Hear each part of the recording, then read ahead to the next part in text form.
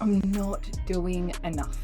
Even while you're holding everything together, you're ticking the boxes, you're keeping things running, you're supporting others, you're doing everything under the sun, and still that little voice creeps in your head saying, are you sure you're getting this right? Today we're going to talk about that. Welcome to Lead the Standard.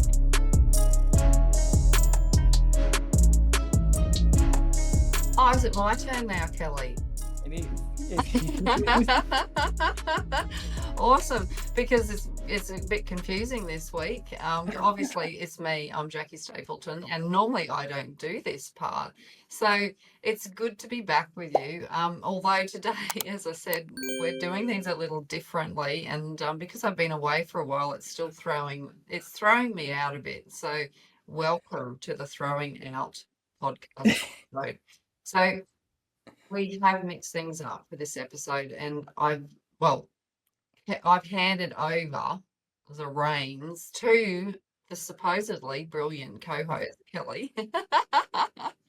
Hello, Kelly. Look, I always feel like I've handed the reins over to you in this part now that we're thinking about that. Confused and thought, hold on, who am I handing the reins over to? We've switched spots, and I'm I entertained know. already. This is going to be fun. I'm so glad you're back.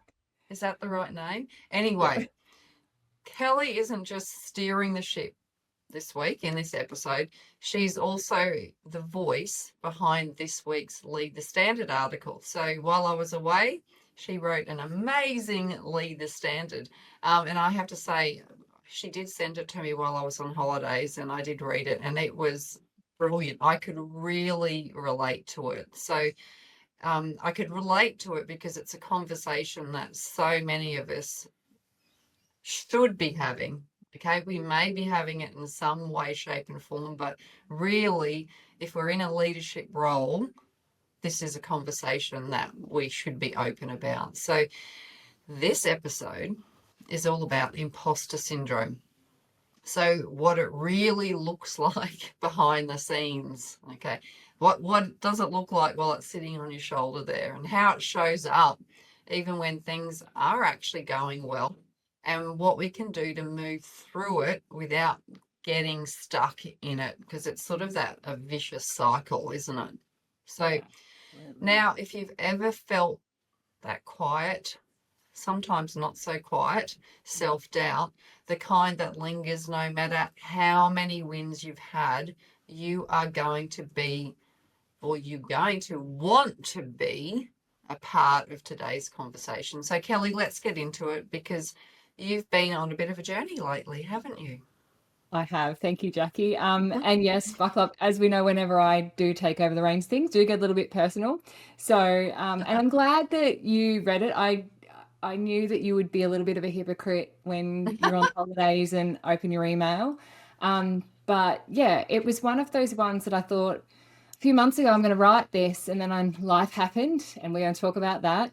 And then something else happened while you were away, and I thought, no, drop everything. I'm writing this today because it needs to be discussed. So as most of our listeners know, over the past 18 months, I think it is now, I've stepped into a new role managing the business operations here at Atoll. And part of that's been growing a brand new team, learning to lead along the way in a way that I've never led before.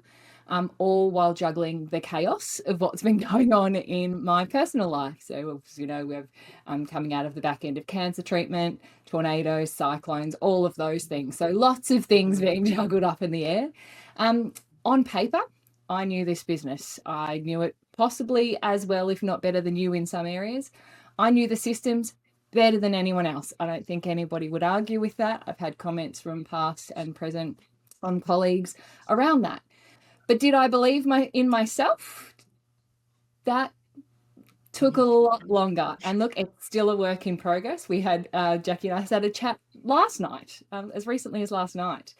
So what I didn't see coming was, even though we'd hired all of these incredible people in new roles, the real challenge wasn't what we knew. It was how much we hadn't actually shared. And I think this was a bit of a shock for both of us, Jackie. We'd been carrying years and years of tacit knowledge, undocumented, unspoken. We just got down and did it. And that kind of became a little bit of a downfall for us both. I think we'd agree. We're very aware of tacit knowledge, but I think we really underestimated how long it would take to transfer that to other people. I think we underestimated how much tacit knowledge we actually had. And we've got some fairly robust documented systems. Yeah, So that was a bit of a shock to us. definitely. Yeah. Yeah. And sorry, as you said that, I also recall like that tacit knowledge you said, undocumented, unspoken, just done. And sometimes, and this is not right, obviously, in a system, you just did something, I just did something. So you didn't really have to document it because you just did it.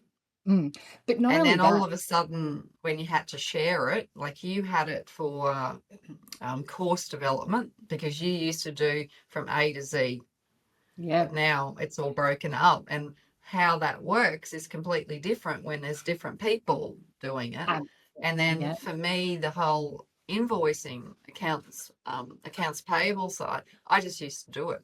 And so yeah, therefore on holidays, I just kept doing it. I never had a holiday without, until my last one, without having to check for invoices. And because I just always done it even through my holidays, mm, for me to transfer it to you, it was it was a mess, and mm, you've had to develop new procedures so that I can back you up when you have holidays.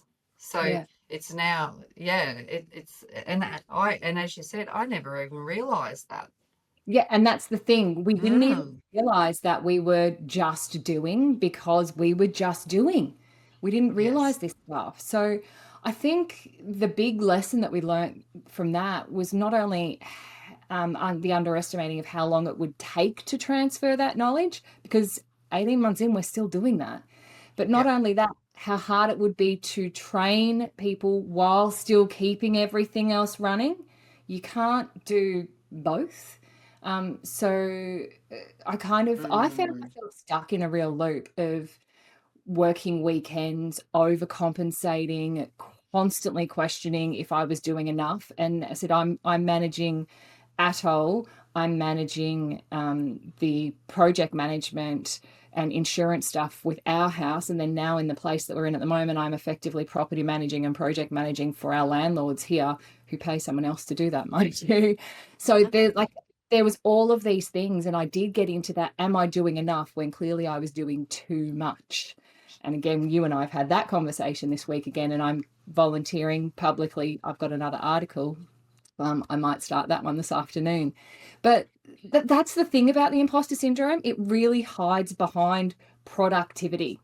It hides mm, behind a full calendar, behind the phrase, oh, I'm just going to push through. It will be fine tomorrow. I'll get that done. Um, and in trying to actually be helpful, I ended up making myself the bottleneck. mhm. I was micromanaging my team without intending to. That was not my goal. It was just, I need to get you and help you along this way. But in doing that, I wasn't actually helping them. I was micromanaging them. I was holding on too tightly because I didn't trust that I was leading them well enough to let go. And that's very different to them being capable of doing their jobs. And that was a real aha kind of moment for me. Um, but the ironic thing was that the moment that everything shifted, I was driving home one day. Actually, no, I wasn't. I'll admit I was driving to the nursery because I needed some downtime and retail therapy and green stuff. And I was driving along, and we live on Tamborine Mountain, driving along the gallery walk, the tourist route, getting a little bit frustrated by people who don't know how to park cars and things. And then this voice came on and was talking about systems and simplicity. And she was just making a whole lot of sense around all of these things because I had just worked that morning. It was a Sunday. I'd been working and I shouldn't have been. And I just got out. This woman was talking about all these wonderful things. I'm like, we need that. And the irony of that was that that woman's voice was my own, and that Spotify had thrown an episode of Lead the Standard on. It's true. And it was almost like the world was trying to tell me something. So she's laughing now, but when I told Jackie, she laughed even more, and said, you need to write about this, and you need to figure out how to change what you feel is broken. And so I did. And that's what we're going to talk about today. So thank you, Jackie, for making me do that, but also being part of this podcast that kind of helped me through that as well, and bring it was a very uncomfortable, ironic, hilarious moment. So what I've actually produced, the model that helped me move through that doubt to trust, is what I'm calling the thread model. 6 practices that help me neatly weave through the business, bring on the puns, lead a little bit differently, grow a business that thrives on ownership. And that today is really important. So those 6 practices are trace what's tacit, highlight all of that hidden work, reflect on responsibility, equip your team, acknowledge and appreciate, and the last one is develop with an intention. So not everything is about, not every improvement is about more. Sometimes growth is about recognizing what's already working, stopping and breathing, and then focusing on how we can do those bigger, better things, so bigger things simpler and easier.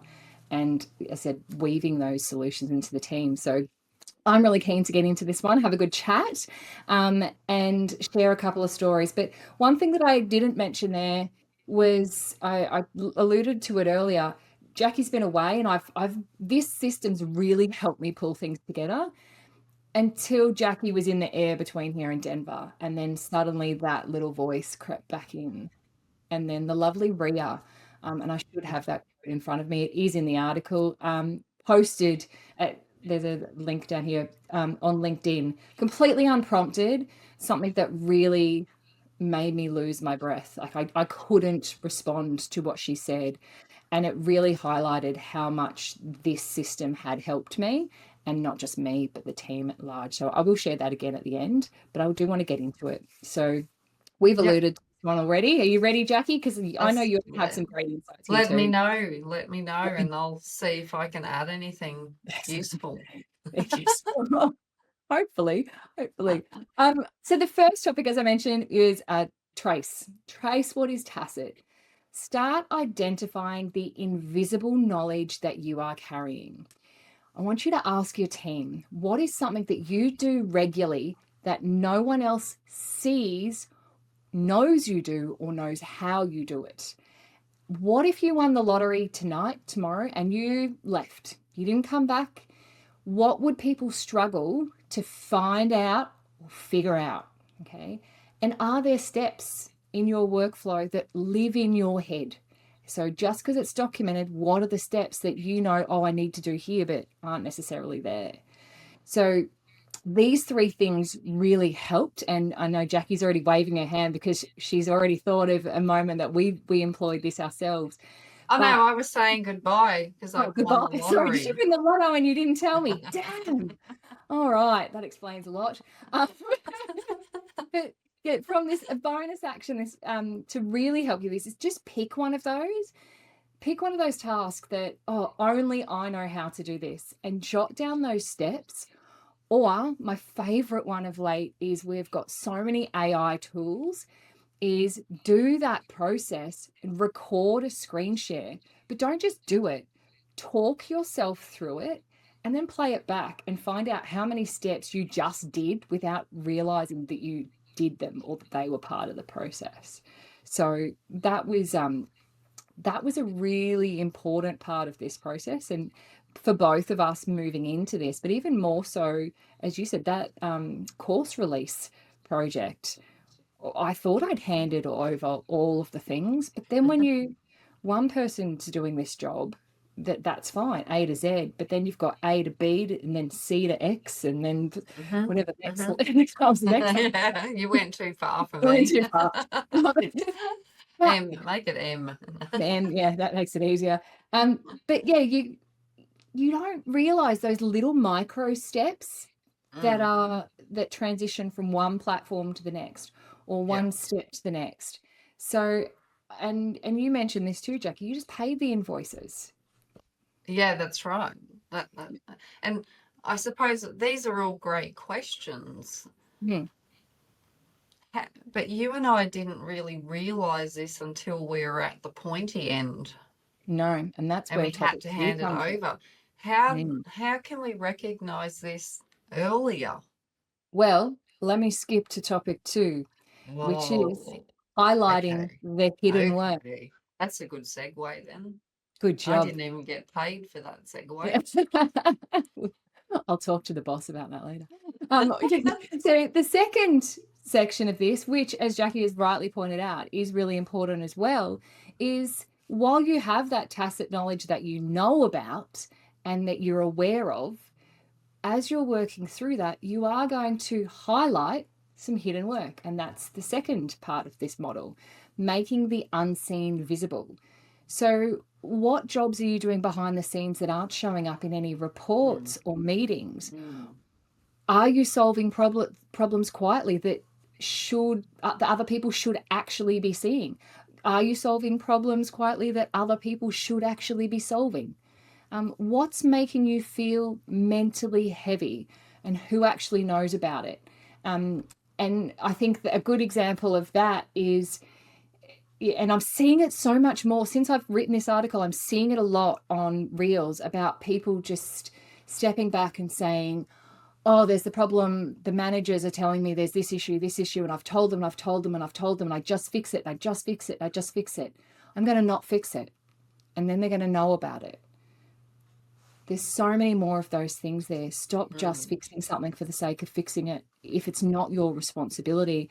If you're having that, is it mentally heavy? If you're wanting to whinge or bitch, pardon the language, about a person or a process because it's not being done and you're having to do that, why are you having to do that? Is it mm, they don't know that that's a requirement? So I think the core thing out of this one is to bring that one invisible task into the light at your next team meeting. Say it out loud. Just say to the team, hey, I've been doing this. Did you guys know? And what could we do? Now, you just asked the question, Jackie, like, we didn't know that there was a lot of things that we were doing. mm. And that's when you created the resource register. That's true. Yeah. Yeah. So what we did for, I think we started out a week and then we went, oh, we're still going. And it was 2 weeks and then Oh, it was yeah, a month. absolutely. And it even still now, we're still doing that. We Hmm. created an Excel spreadsheet and we wrote down every task that we do. And when we As say, we as do it. we So did it them, was open and yeah, as you're thinking about it, it goes on there. Yeah. yeah. And as we do it, and we're talking tasks here. We're not saying projects. Because yes, Jackie pays the invoices. That's one project, I guess. But Hmm. part of that project is, okay, we've got consultants who are and subject matter experts who are building our courses. How many hours are they putting in? So we review that invoice. That's one task. We document the number of hours that they've charged to building that course. That's another task. Then we review the expenditure for that month relating to that. Is it higher? Is it lower? That's a third step. Then we um, review, when's that invoice due? We review, approve, let the bookkeeping team know that this is approved. But then we also need to let the bookkeeping know, well, which account code is this going to? So this one thing isn't one thing. There was, how many was there? 5 or 6? Oh, even more. And Yeah, some of those, and as you discovered in other tasks as well, they don't necessarily have to be one person, which is what exactly. we were trying to do in the resource register, wasn't it? Absolutely. And that made me realize, well, hang on, as you said, I don't need to be doing all of these things. Hmm. This is more of an administrative role. A PA can do that. The Yeah. bookkeeper should be doing that. Why, like all of these things, why isn't this person doing it? Why can't that person doing it? So by making every single step, and it does sound tedious, but you would be surprised how simple that is, as if when you've got that spreadsheet up next to you or your notepad, everything you do, write it down, and you will have that little sinking feeling in your stomach about where, like, how am I doing all of this? Why am I doing all of this? I didn't realize I was doing so much. So yeah, that I feel was a really good exercise, and that's why we now have a team of 8 and not a team of 2. So Yes, yes, actually, no, because sorry, we team of 9, discovered that we 10. needed more people Yeah, yeah, to do what the two of us were doing, and obviously, yeah, overworked, and we couldn't get it all done. Like yeah, it's like a handyman, isn't it? The jack of all trades. But I think an outcome of yeah, that was also that we realised that what was left was still a full-time job, wasn't it? Like after, exactly, yeah, exactly. yeah, yeah, and that's Yeah. hidden So we as had well. exactly. And Mm, sometimes so we have some other apps that we use. So we were using Harvest. I still use that occasionally. We use Dribble. So we use timekeeping apps just to get an idea of how much time we were spending on those things. Some of them yes, we weren't spending enough, some of them we were spending too much. yeah. So and that's where productivity comes down. But I am going to kind of segue into that next part Mm, because, again, like you've just said, we identified that like we've got all these people now. Why am I still like mm-hmm, running on this? And it's because what was left was still more than a full-time job. yeah, So, like, we handed over the things that we were doing that we didn't need to do, but what was left, we could now do better better or with at more all. time. Yeah, or at Yeah, exactly at all. We were yeah, able to do those hidden things that were being overlooked. yeah, Which, yeah. Not prioritized. yeah, absolutely. Which leads nicely into Yeah, reflecting, no, I think it's a good reflecting on segue. our responsibility. Yeah. So topic 3, reflecting on responsibility. And that's getting honest about what you're holding onto alone and what you could let go of. Asking yourself, am I doing this because it's mine or because I haven't asked anyone else? Who could take this on with a bit of extra support or a bit of extra context? What would happen if I stopped doing this for a week? That was an interesting one. Um, would anyone notice if I stopped doing this for a week? Mm, Um, Again, listing those recurring tasks and marking anything that you've never asked for help with, and then choosing one of those tasks to delegate or discuss or redefine, I think is a really good point there as well. So, this one again, that course development for me, one of the things I didn't mention there was a passion. I was passionate about the course development and I wasn't getting the time to do it, but I also love systems and I didn't realize I loved the systems and operation side more than I loved course development. But it took a lot for me to let go of that. yeah, it's And that, difficult. yeah, and that's something there. Like, do you need to be responsible for this or do you just want to be responsible for that? And they're two different Mm, things, but they mm, do lean into each other. So, yes. Jackie, you've had a few of these kind of moments over the last few months as well about what Yeah, you letting go of and what yes. challenges you've seen. Did you want to share on any of Oh, that? yeah. I probably can't share it publicly. No, I will. it's very true. Like even using your example of the course development, I think we become attached to certain things, and you Mm, think that you need to be doing it. But that's a question I actually asked myself while I was on holidays. What is it that I actually enjoy doing? And look, sometimes we don't have the luxury of asking that, but I'm older, so I'm at the stage where I can go, you know what? I don't want to do that anymore. Like mm, that's something that's not what I want to wake up to and do anymore. And I think it's helped me to lighten the load and let go. I think you mentioned that in mm, your leading sentence, what you can let go of. And it is difficult because I've even seen your journey with course development. It's like, no, I'm holding on to this. This is, but it's sort of like, how we talk about work to make yourself redundant. mm. it sort of aligns with that, because while you're holding on, oh my God, I've just had a light bulb moment as well. While you're Yeah, holding on to these things, you cannot move forward.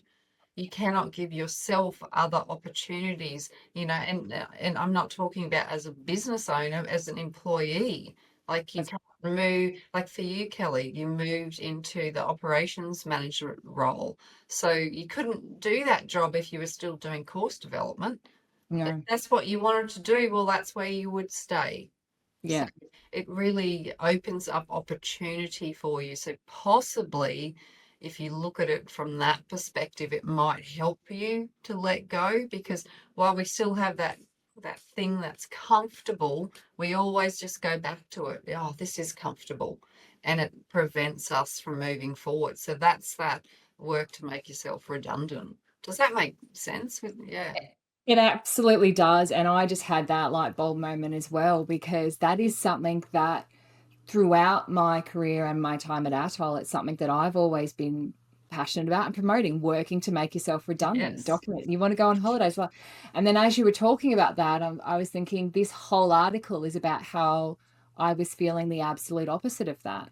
I wasn't Hmm. allowing, I thought I'd done that, which leads once again nicely. We haven't rehearsed this, by the way. I think we're going to flip things up a little bit more often. Segues really nicely into topic 4, which is It does. equipping your team, giving your team the power and not just the tools. This blew my mind. We talk about it all the time, and you think that you're doing it, but this one for me is the big one. This is like the actual knot in the thread that stops everything from coming apart when you pull it that little bit too hard. Yeah. Giving them power, not just the tools. Yeah. So asking, do people really feel like they're allowed to make decisions? Okay, do they genuinely feel like they're allowed to make decisions? Or are they still sitting there waiting for mine or somebody else's sign off? When was the last time I said, give it a go, and I meant it, and they heard that I meant it? Because they're two different things as well. Mhm. And am I fixing problems for them, or am I helping them to solve things themselves? Again, two different things. So, one thing I want everyone to do at their next team meetings, especially if you're in a leadership role, and if you're not, flip it. I'll give you two phrases I want everyone to try. I want you to clearly say, you do not need my permission. Try it. If it works, great. If it doesn't, we Mhm. learn. Now, I want to credit Rachel Dunn from Girl Director for saying that to me probably 5 years ago, the first part of that sentence. And it always sits in my head from a personal perspective, but it was really the last few months that I went, actually, I need to do the same thing with my team. And then while Jackie was away, we kind of had that flip, because I think we do all fall back to you, because if I'm not here to fall back on, the team often do fall back on you. And they had no one to fall back on while you weren't here. So there were a few Yeah. instances where I did say, you don't need my permission. Just try it. Yeah. If it works, great. If it doesn't, document it. We'll learn from it. We'll not do it that way next time. But we don't have any regrets because we've tried it. We were running really behind on promoting an event, and they said, "Oh, look, can we send this out on Saturday?" I said, "Why are you asking? Let's just do it. Try it. If it works, great. If it doesn't, we learn." Well, it worked, and we learnt, because it worked so well that we actually had to completely change the event to cater for the number of people that were attending, because we could not have expected the number of registrations that we got in 24 hours. It completely blew our mind because someone tried something different. Yeah. Yeah. So letting your team do that. But I think by genuinely, like I say it to the team all the time, you don't need my permission. You don't need my permission. Give it a try. You own this. You own this. And I say that to them one on one. But I think the clear shift was when I said it in a team meeting, and I said it to everybody. You all are like, you are the experts in your job. And Jackie, and I said, Jackie and I've said this many times one on one, but in a group setting, something seemed to click. It was like they all knew that everybody else knew.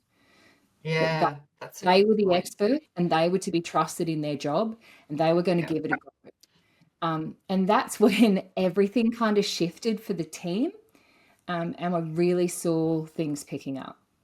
So Yeah. that for me was a big one. And look, if you're not a leader and you're an employee, walk into your meeting and look, kudos to you if you can do it. I'm very impressed. I don't need your permission. I'm going to try it. And if it works, well, we're all going to do it. If it doesn't, I'll take full responsibility, and we'll learn from it. So Yeah. yeah, take ownership. It's not just about giving people the tools and documenting those processes. It's about equipping them with the power and embracing that, Yeah. allowing them, empowering them. And again, we've had a few episodes about that as well. Yeah. So Yeah. That's actually a really, really good point because they do need to feel like that, you said, allowed to make decisions. But if they're getting questioned constantly about things, well, then that power is taken away from them too, isn't it?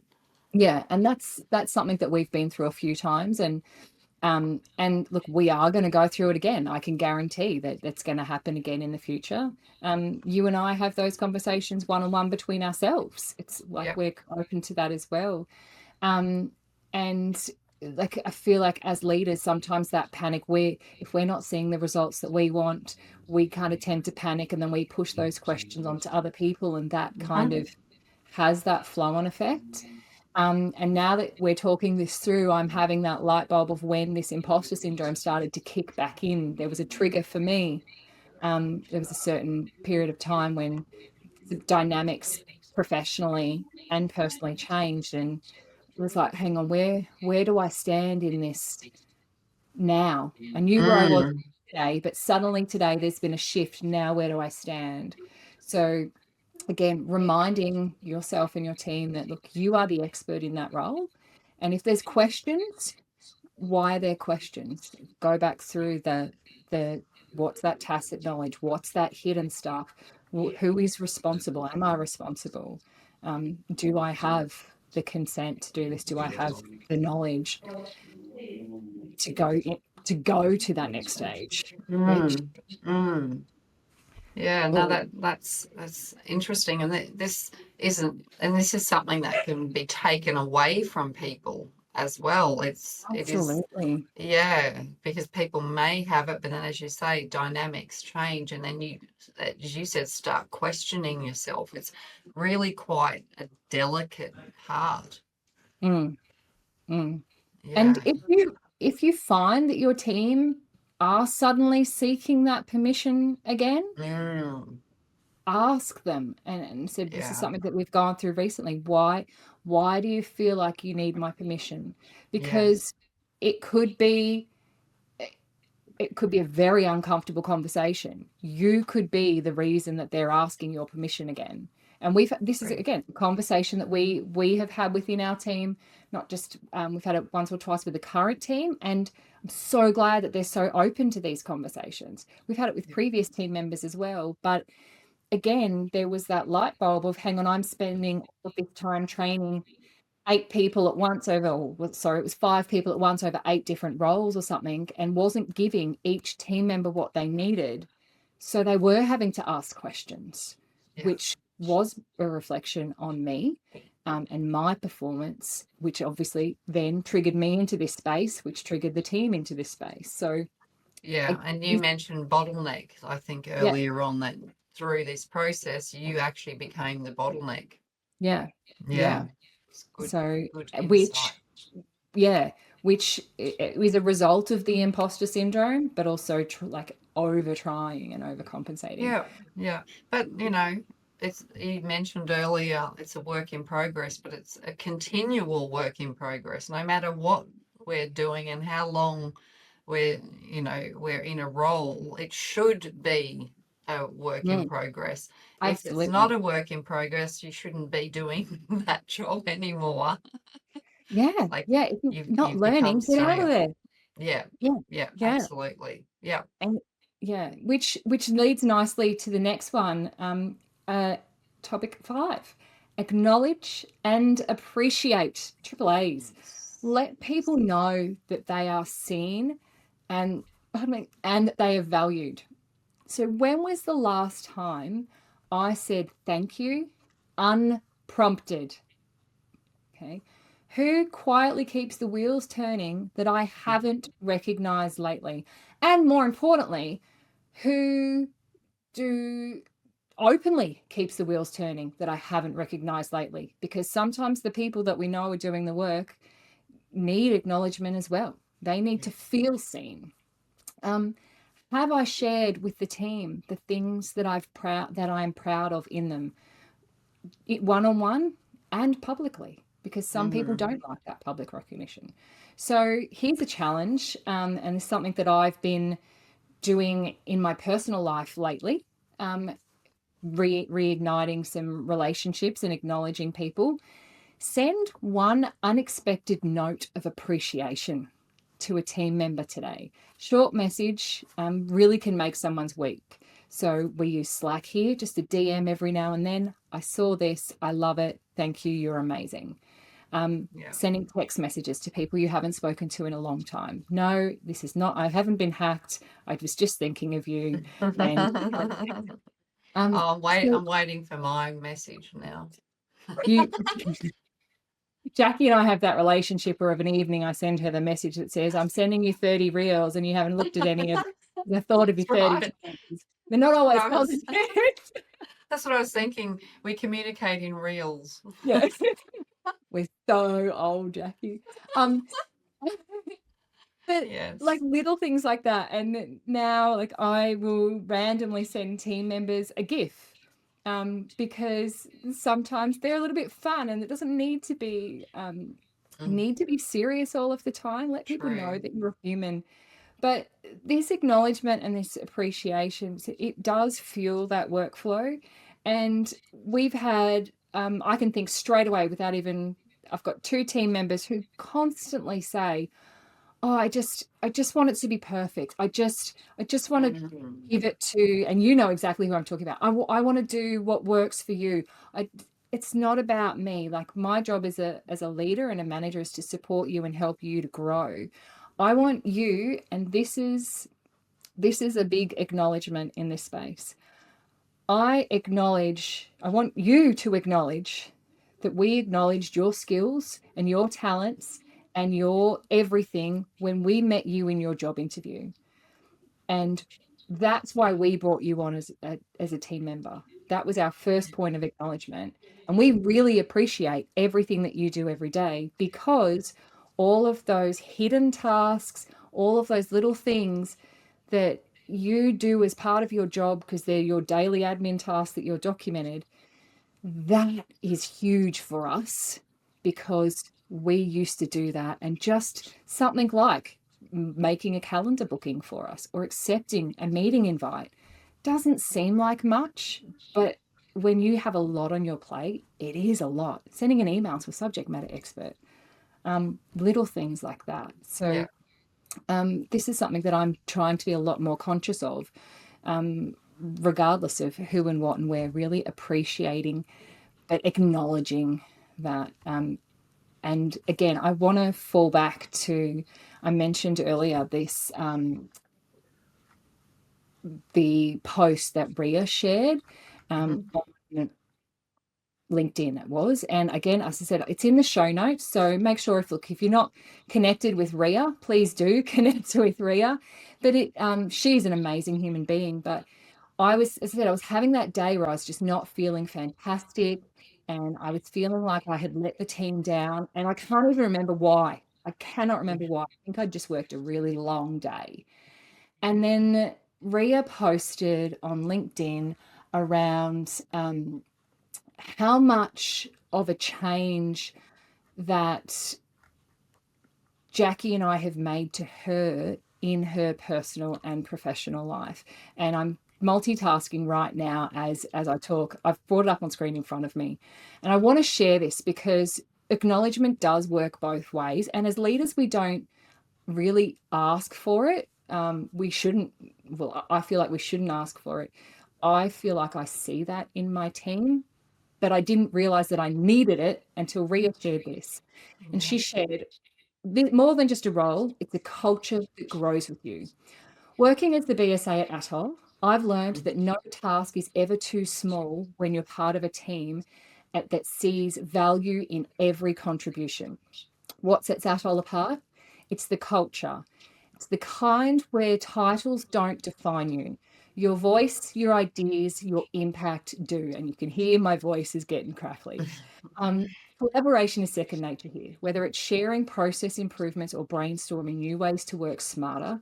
Everybody is encouraged to speak up and be part of the change. We even have a registry where no idea is ever too simple because we know small changes can lead to big wins. This mindset has shaped how I face challenges. Instead of stopping at roadblocks, I've learned to ask, how can I make this easier for the next person? And here's a life lesson I'll never forget. That one gets me. Improvement doesn't need to be continuous. It could be continual. Meaningful growth includes rest, pausing, and reflecting, because burnout doesn't build excellence, balance does. Oh, Rhea, Ilga. That is brilliant. That I'm not finished.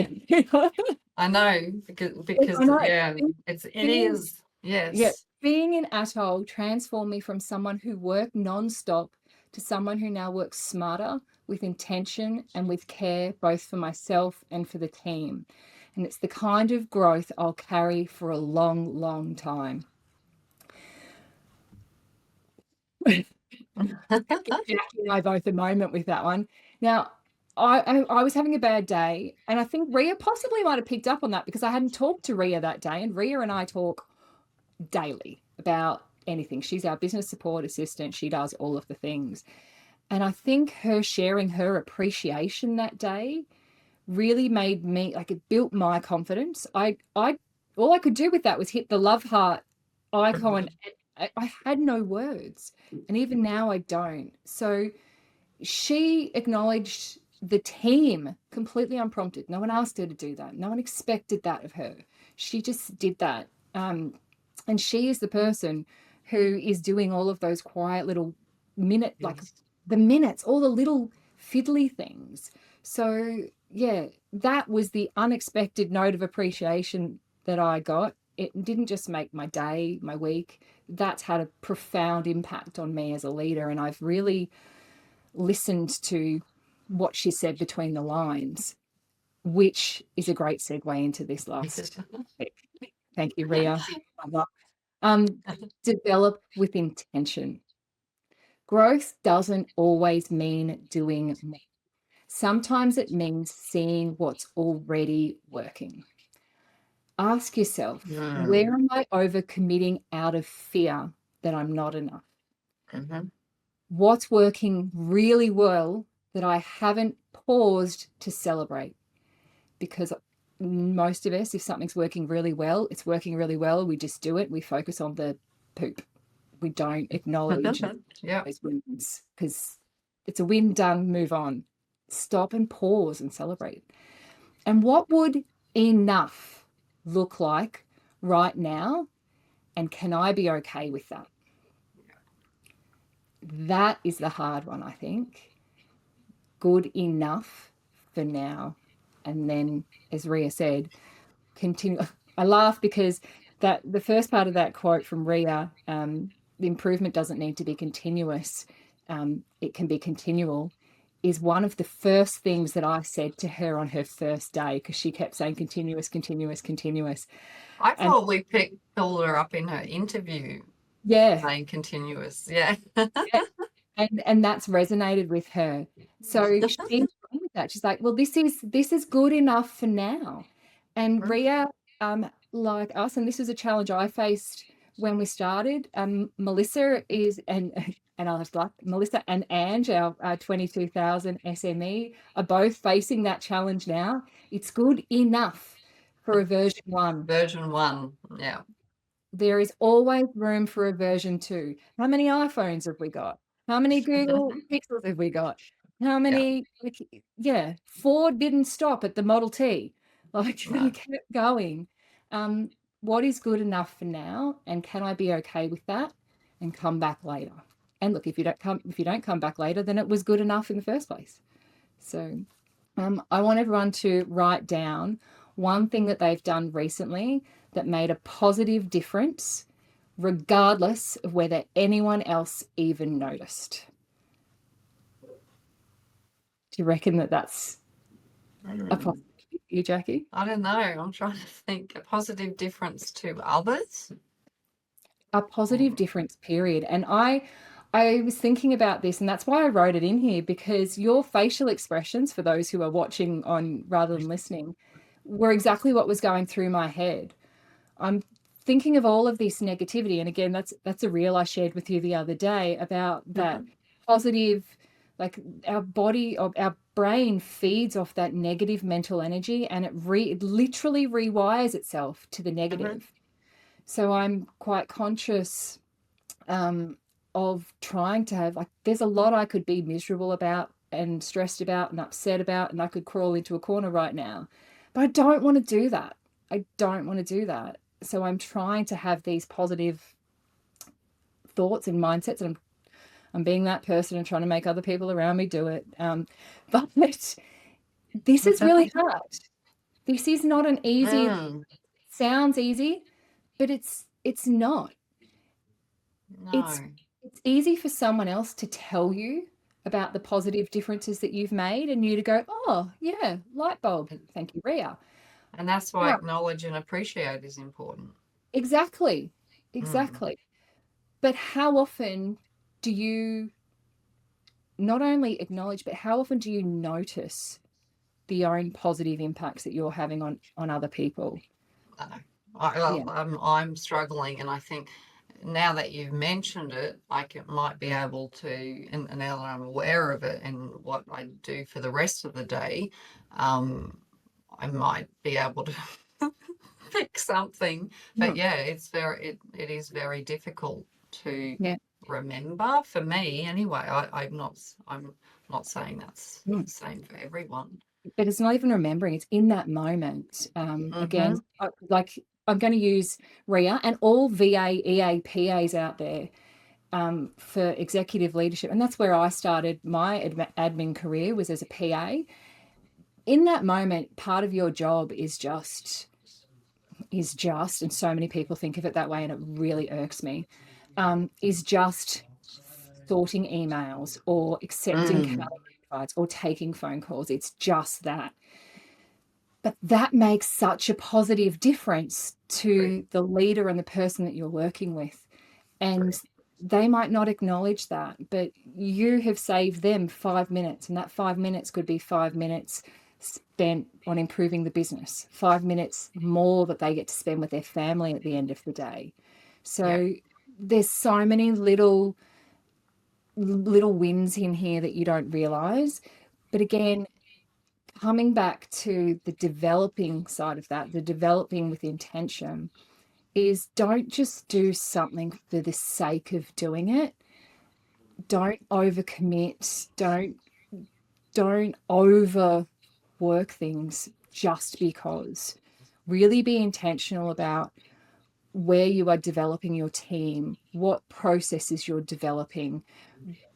Spend the time focusing on building intention around everything that you do, and that will really kind of bring back that loop. And again, I'm pretty sure somewhere in the back of my head I've got like an image of Rachel again saying that somewhere along the way. But again, it's a word that we've adopted here since we brought Hazel onto the team. Intention is one of her favorite words. So yeah, really be intentional about everything that you do. So yeah, so there's a lot to unpack there today. And I think, as I said, for me, this model has been really helpful on reflection around where I've kind of come, and how I can and have changed as a leader.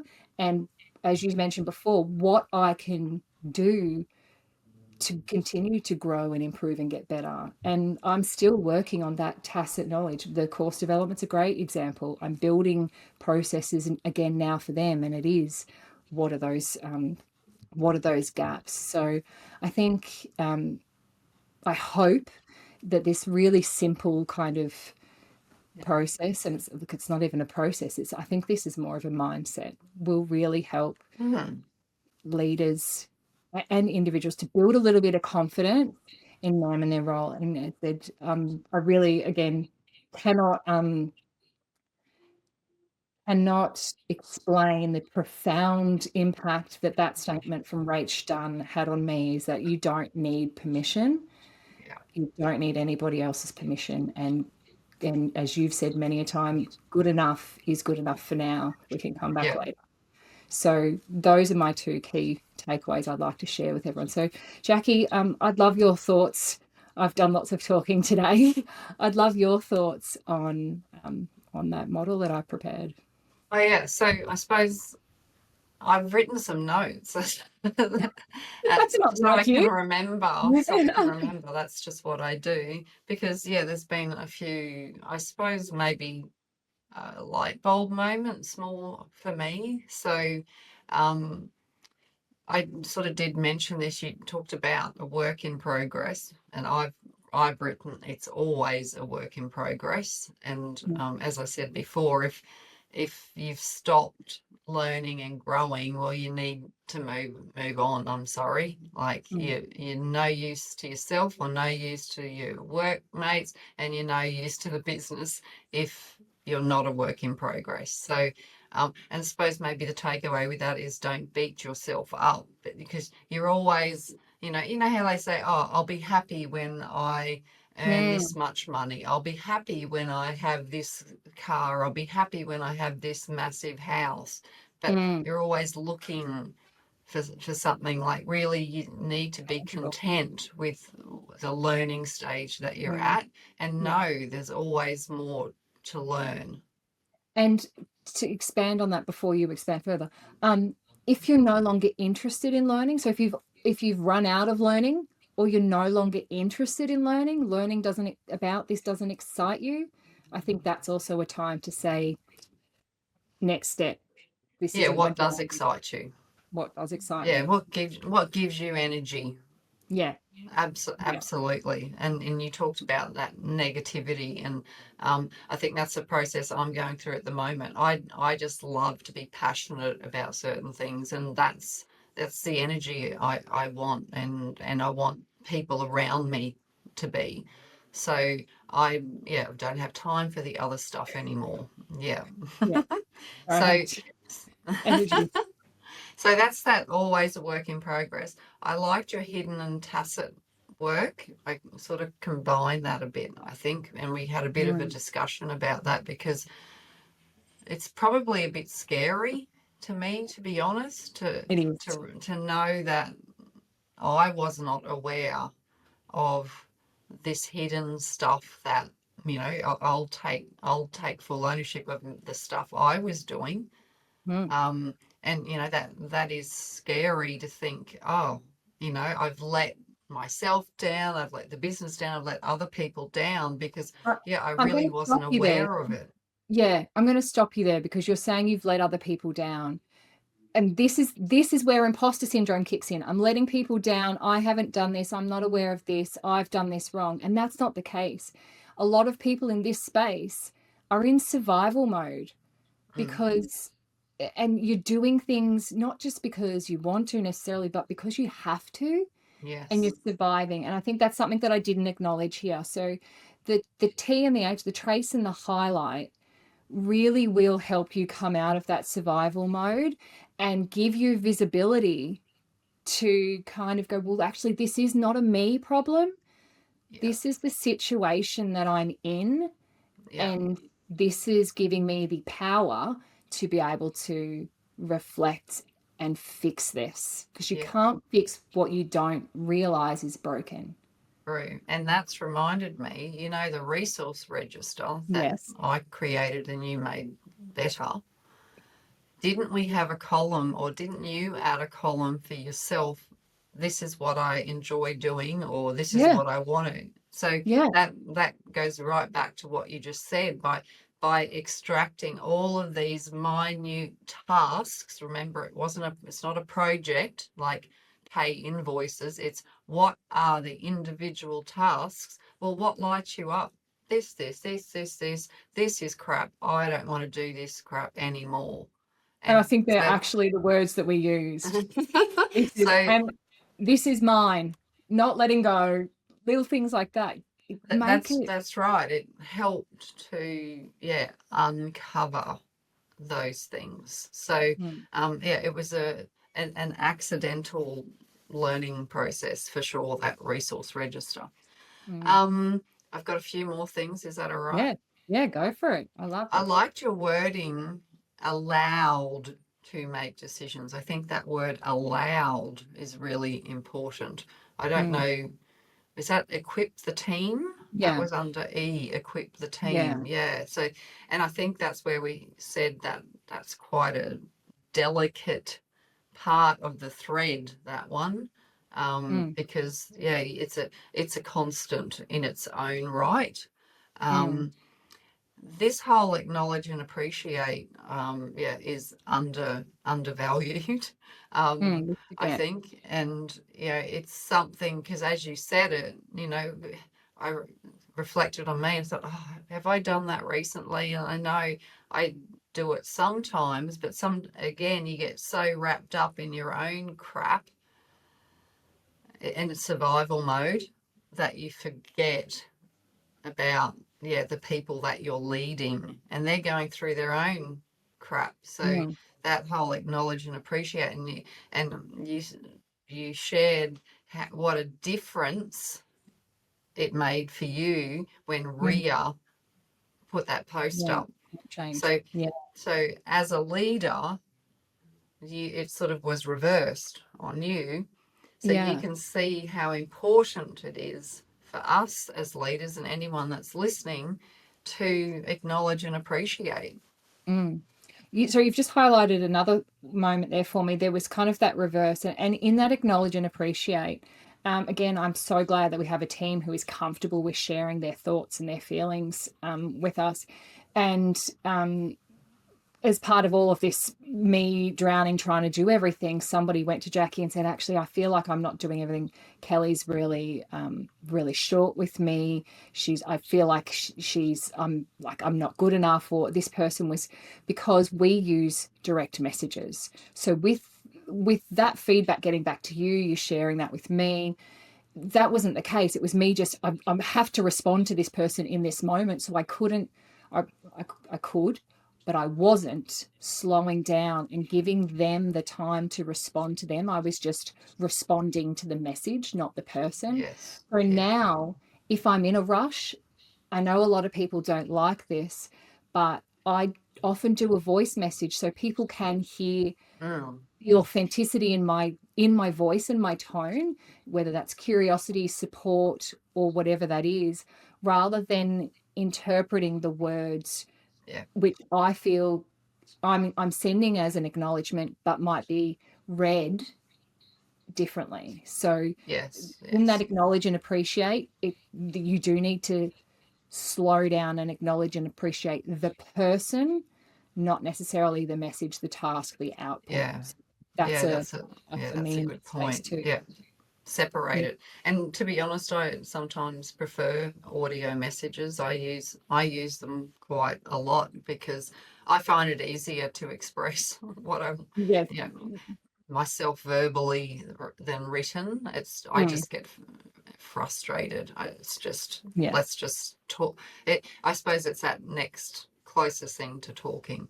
And I suppose that leads into my last point that I made, is about making a positive difference. So that acknowledge and appreciate feeds into that making a positive difference as well. I know you had it underdeveloped with intention, but I could see how it feeds into that cycle.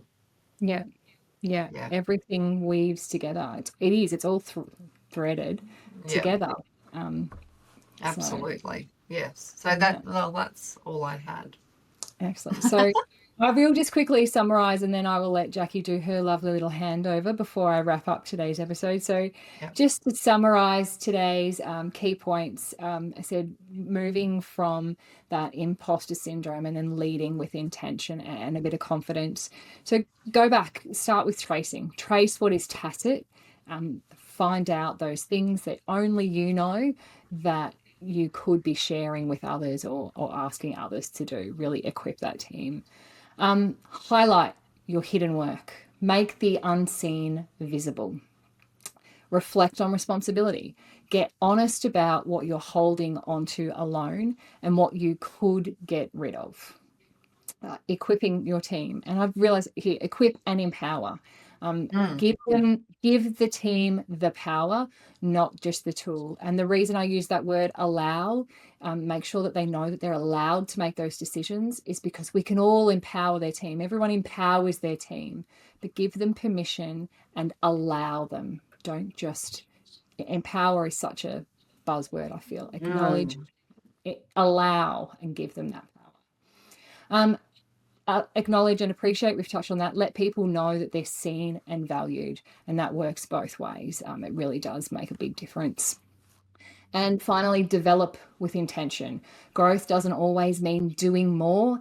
It means seeing what's already working and working to do that better or more efficiently by sharing those responsibilities.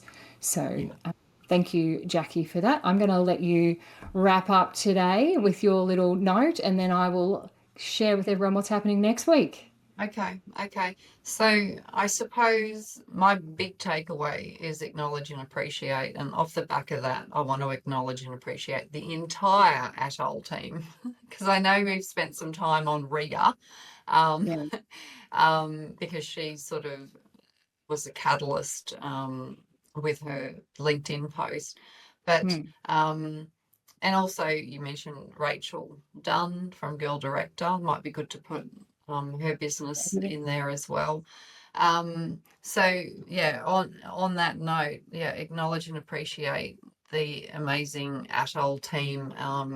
And I'm going to say it, and then you're going to know why I'm saying it. I was going to apologize for not always being there and getting stuck in my own crap, but you know, our team is amazing, and because they're so amazing, it gives us a space to continue to grow. So I don't want to name them individually because I'm scared I'm going to forget someone and then I'm going to be in trouble. But the entire Atoll team, you know who I'm talking about. So as always, before I hand it back to you, Kelly, I'd like to close with, anyone can follow the standard. Why don't you be the one to lead the standard? Thank you, Jackie.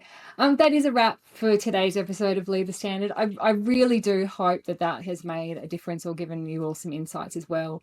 So I really wanted to get honest about the moments that we all question ourselves and how those moments can actually lead to us being stronger and more intentional leaders. There's been a lot of light bulbs over the last 3.5 weeks without Jackie here, and I'm going to run with that for the better. I think I'm really excited for myself personally and the team with what I've seen and the potential they have. And I agree, Jackie, I've got the visual of our Brady Bunch Zoom room, and if I try to name them all, then we're going to be in trouble because I'll forget somebody.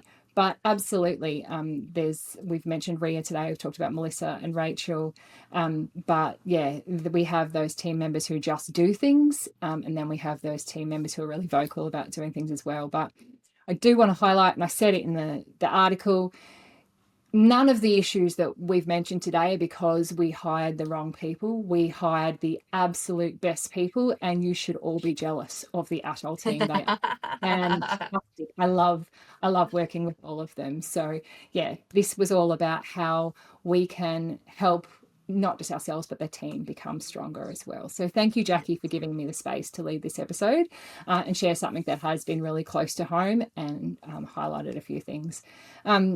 My own personal highlights this week: rediscovering clarity in my own voice, quite literally. That was a bit of an eye-opener. Watching our team grow in their roles and get excited again and taking ownership.